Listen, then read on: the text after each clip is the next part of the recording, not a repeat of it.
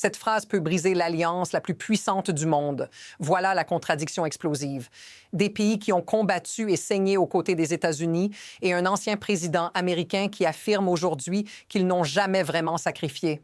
Ce n'est pas une polémique de plus. Ça te concerne directement, parce que si cette fracture devient réelle, la prochaine fois qu'une crise éclate, ce sont les mêmes pays qui pourraient décider de ne plus répondre. Ce que tu vois ici n'est pas une simple colère diplomatique, c'est un signal faible d'un basculement beaucoup plus large, encore invisible pour la majorité. Et ce que l'Europe est en train de faire en ce moment pourrait déjà changer la suite. Tout commence par une interview en apparence banale donnée sur Fox. Donald Trump y affirme que les alliés de l'OTAN n'auraient jamais vraiment sacrifié pour les États-Unis en Afghanistan, qu'ils seraient restés un peu en retrait, hors des lignes de front. Il ne détaille pas tout. Il ne cite pas de pays. Il ne parle pas de chiffres. Et c'est précisément ce flou qui compte. Parce que ce n'est pas la première fois que ce type de message apparaît et ce n'est clairement pas un accident isolé. Depuis un moment déjà, le même motif revient. Minimiser, dévaloriser, puis redéfinir ce que signifie être un allié. Mais voici la question qui change l'angle. Si ces déclarations ne parlent pas vraiment du passé, alors de quoi parlent-elles vraiment? Elles arrivent après des attaques répétées contre l'OTAN, après des propos sur le Groenland, après des confusions publiques entre pays alliés. Le tableau commence à se former. Et surtout, il manque quelque chose de frappant dans ces propos. Aucune mention de l'article 5, aucune reconnaissance du fait que, selon le contenu, ce sont les États-Unis eux-mêmes qui l'ont invoqué après le 11 septembre. C'est là que l'histoire bascule, parce que si ce récit s'impose, il ne réécrit pas seulement l'Afghanistan, il redéfinit ce que vaut une alliance à partir d'aujourd'hui. Et maintenant, regarde comment les premiers concernés ont réagi. Voici l'affirmation centrale et elle est lourde de conséquences. Ces propos ont été entendus en Europe comme une négation directe des morts, pas comme une maladresse, pas comme une exagération, comme un effacement. La preuve est immédiate dans le contenu. Un député britannique, Ben Obisjekti, déclare sans détour « I served in Afghanistan. I saw firsthand the sacrifices made by British soldiers. » Il rappelle avoir combattu à Sangin, avoir vu des horrific casualties et précise un détail que personne ne peut ignorer. Lorsqu'ils ont passé le relais aux Marines américains, they too took heavy casualties. Le sens est clair. Il ne parle pas en commentateur, il parle en témoin. Et quand il ajoute que ces mots « do them a disservice as our closest military allies », il explique ce que beaucoup ressentent sans le dire. Ce n'est pas seulement insultant, c'est déstabilisant. Parce que si le sacrifice n'est plus reconnu, alors l'alliance devient conditionnelle, réversible, jetable. Et maintenant, remarque ce qui manque complètement dans les propos attribués à Trump dans ce contenu. Aucun chiffre, aucun nom, aucune mention des pertes, aucune référence aux familles, rien sur les soldats non revenus. Ce silence-là n'est pas neutre. Il crée un vide que d'autres vont remplir très vite. Et c'est précisément ce qui va faire monter la pression encore d'un cran. Et c'est là que la situation s'emballe. Parce que ce qui aurait pu rester une indignation politique devient, selon le contenu, une réaction institutionnelle et militaire. Le ministre britannique des Forces armées, vétéran de 5 missions en Afghanistan, intervient publiquement. Sa voix est calme, mais le message est tranchant. Il rappelle un fait précis. The only time NATO has ever enacted Article 5 was after the 9/11 terrorist attacks. Et il ajoute que les forces alliées ont combattu shoulder to shoulder en Afghanistan, que many fought on the front line et surtout que not everybody came home. Mais voici le moment où l'histoire change d'échelle. Il ne parle plus seulement de l'Afghanistan, il remonte plus loin. Il rappelle que lors du débarquement en Normandie, more British troops landed on D-Day than any other nation. Ce n'est pas un cours d'histoire, c'est un avertissement. Parce que ce rappel dit une chose simple. Ce qui est en train d'être banalisé aujourd'hui n'aurait jamais été toléré dans d'autres moments critiques. Et c'est ça qui devient inquiétant. Des propos qui, autrefois, auraient déclenché une crise immédiate sont désormais discutés, relativisés, parfois même défendus. « Frankly, this is utterly ridiculous », dit-il avant de lancer une invitation lourde de sens, venir rencontrer « the families of those that have made the ultimate sacrifice ». Ce n'est pas de la rhétorique, c'est une ligne rouge. Parce que la suite du contenu apporte une preuve encore plus lourde et elle vient d'un niveau que personne ne peut balayer d'un revers de main. L'ancien chef de l'armée britannique, le général Lord Denah, intervient et qualifie les propos de « totally disrespectful, wrong and outrageous ». Puis il va plus loin. Il ne parle pas seulement d'offense, il parle de responsabilité. Il rappelle que lorsque les forces américaines et de l'OTAN ont quitté l'Afghanistan en août 2021, cela faisait suite à un accord conclu in the dying days du premier mandat de Trump avec les talibans. Et il pose une conséquence directe. Ce retrait a permis aux talibans de gain confidence et de reprendre le contrôle du pays, balayant all the good work réalisé en 20 ans. Voilà la contradiction centrale. D'un côté, accuser les alliés de ne pas avoir été présents sur le front. De l'autre, avoir négocié un accord qui a précipité une sortie, laissant le terrain à l'ennemi. Ce contraste change définitivement la manière de lire les propos initiaux. Ce n'est plus seulement une question de mémoire ou de respect. C'est une réécriture sélective du rôle de chacun, où les sacrifices passés sont minimisés, pendant que certaines décisions clés sont effacées du récit. À partir de là, tout s'accélère. D'abord, les réactions ne viennent plus seulement du Royaume-Uni.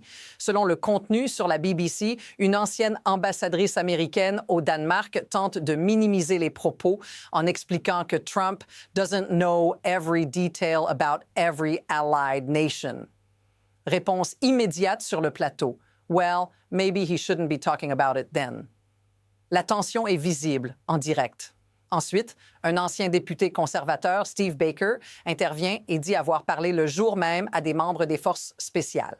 Il décrit des soldats qui ont vu des amis mourir, blown up on mines, et il affirme sans détour que Trump leur a causé « the gravest offense ».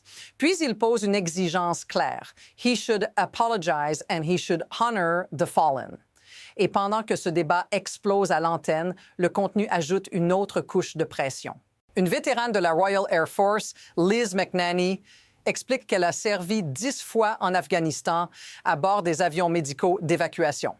Elle décrit comment ils récupéraient des soldats américains grièvement blessés, comment ils risquaient leur vie pour les ramener. Elle dit « We were brothers and sisters in arms. We all bled the same ». En quelques heures, ce qui était une phrase devient une crise morale, militaire et diplomatique, empilée sans pause. Tout va trop vite. Les réactions se superposent, les images s'accumulent, les récits s'entrechoquent et personne ne semble capable de reprendre le contrôle du récit initial. Et à ce stade, une question commence à planer, beaucoup plus large que l'Afghanistan lui-même. What happens if this continues? À ce stade, l'histoire cesse d'être abstraite. Elle arrive jusqu'à toi. Parce que derrière chaque déclaration, il y a des gens ordinaires qui vivent avec les conséquences. Selon le contenu, ce sont des familles britanniques, danoises, canadiennes, françaises qui entendent le président des États-Unis dire que ce que leurs proches ont fait ne comptait pas.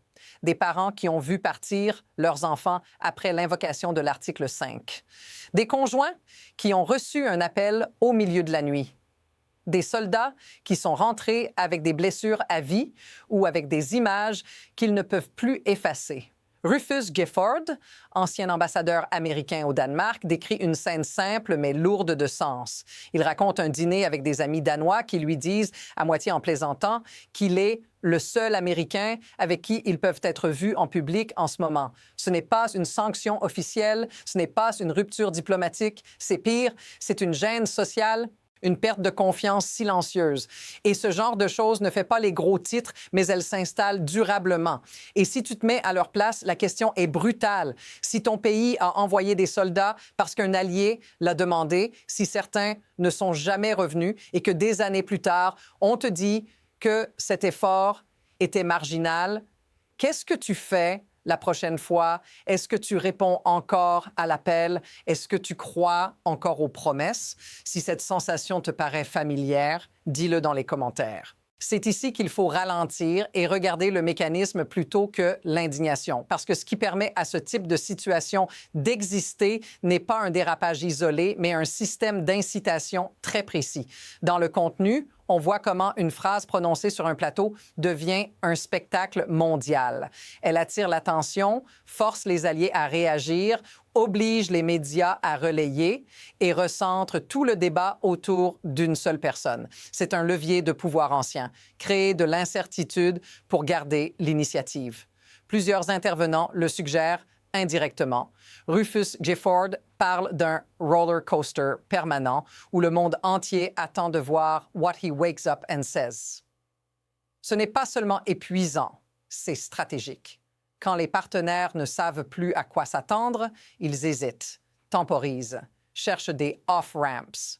Et pendant ce temps, l'auteur du chaos contrôle le rythme. La peur de la rupture devient un outil de négociation et l'imprévisibilité une arme. Voilà l'insight inconfortable. Dans ce système, la vérité historique importe moins que l'effet immédiat. Les sacrifices passés deviennent des variables ajustables dans un récit plus large, conçu pour dominer l'attention. Et tant que ce modèle fonctionne, il se répète. Pas parce qu'il est juste, mais parce qu'il est efficace. À partir de là, deux trajectoires commencent à se dessiner et aucune n'est théorique.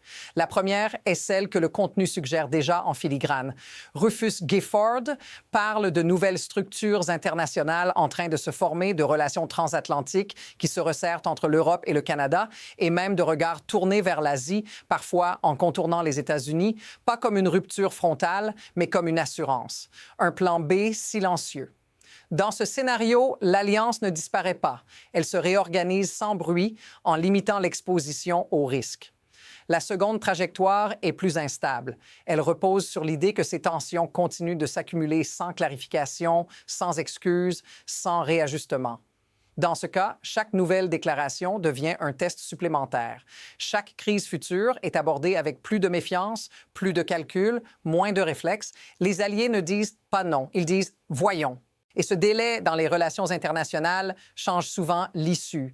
Rien n'est encore figé. Tout est en mouvement. Tout est réactif. Mais ce qui est certain, c'est que le prochain coup ne viendra pas du passé. Il est déjà en train de se préparer. Voici l'idée à retenir, celle qui relie tout le reste. Une alliance ne meurt pas le jour où elle est rompue. Elle meurt le jour où le sacrifice cesse d'être reconnu. Une phrase prononcée sur un plateau, des morts rappelés par des vétérans, des responsables militaires qui parlent de lignes rouges et des alliés qui commencent discrètement à imaginer un monde où ils comptent d'abord sur eux-mêmes.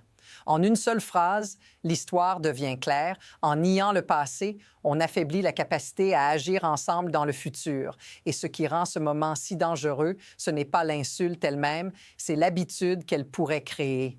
Si tu veux comprendre ce qui se joue vraiment derrière les réactions européennes, ce qui est déjà en train de changer sous la surface et pourquoi ce n'est probablement que le début, abonne-toi et reste ici. La suite de cette histoire ne se décidera pas dans les archives, mais dans la prochaine crise.